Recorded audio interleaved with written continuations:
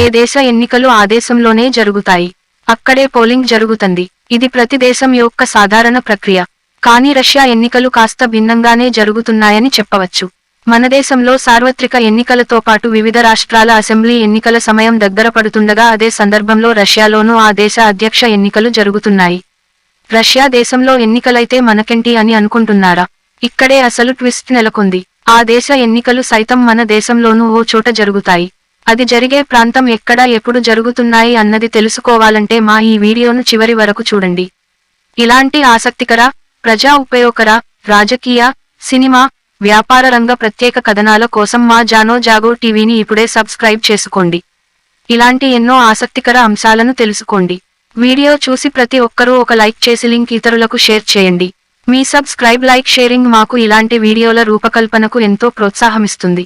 ఇక వివరాలలోకి వెళ్లితే రష్యా అధ్యక్ష ఎన్నికలకు సంబంధించి పోలింగ్ కేంద్రాలను ఆ దేశంలోనే కాకుండా మన దేశంలోని కేరళ రాష్ట్రంలో కూడా ఒకటి ఏర్పాటు చేస్తారు. అదేంటి, రష్యాలో అధ్యక్ష ఎన్నికలు అయితే మన దేశంలో ఎందుకు పోలింగ్ సెంటర్ ఏర్పాటు చేస్తారు? రష్యాకు, కేరళకు ఉన్న లింకు ఏంటి?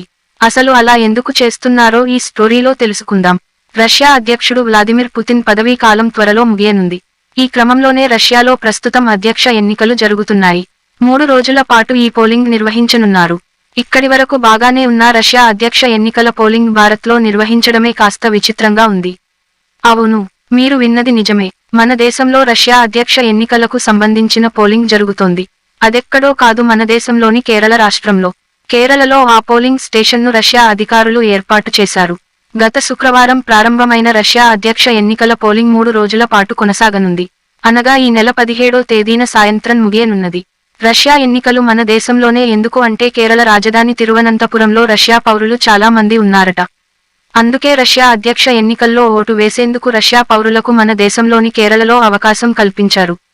రష్యా పౌరులు ఓటు వేసేందుకు తమ దేశానికి వెళ్లకుండా కేరళలోనే పోలింగ్కు ఏర్పాట్లు చేశారు రష్యా ఎన్నికల అధికారులు. కేరళ రాష్ట్రంలో రష్యా పౌరులు ఎక్కువగా నివసిస్తున్నందున వారి కోసం ఈ పోలింగ్ స్టేషన్ను ఏర్పాటు చేశారు. రష్యన్ ఓటర్లు ఇక్కడి నుంచే తమ అధ్యక్షుడిని ఎన్నుకునేందుకు తమ ఓటు హక్కును వినియోగించుకోనున్నారు. తిరువనంతపురంలోని రష్యన్ హౌస్ అయిన ఆనరరీ కాన్సులేట్ ఆఫ్ రష్యన్ ఫెడరేషన్లో ఈ రష్యా అధ్యక్ష ఎన్నికల పోలింగ్ సెంటర్ను రష్యా అధికారులు ఏర్పాటు చేశారు. కేరళ వ్యాప్తంగా ఉన్న రష్యా పౌరులు ఈ పోలింగ్ స్టేషన్కు వచ్చి తమ ఓటు హక్కు వినియోగించుకోవచ్చని Russian house director Ratheesh Nair స్పష్టం చేశారు.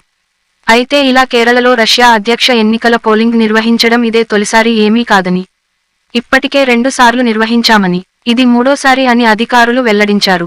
వ్యాపారంతో పాటు పర్యాటకం కోసం వచ్చి కేరళలో స్థిరపడిన రష్యా వాసుల కోసం ఈ పోలింగ్ స్టేషన్ను ఏర్పాటు చేసినట్లు రతీష్ నాయర్ తెలిపారు.